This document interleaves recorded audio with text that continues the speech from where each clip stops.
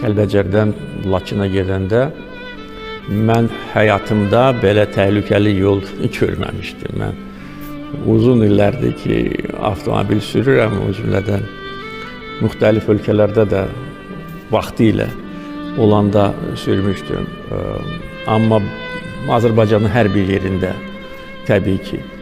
Amma elə təhlükəli yol mən görməmişdim. Bəlkə də ona bənzər ola bilər Göygöl Kəlbəcər yolu Murov aşırımından.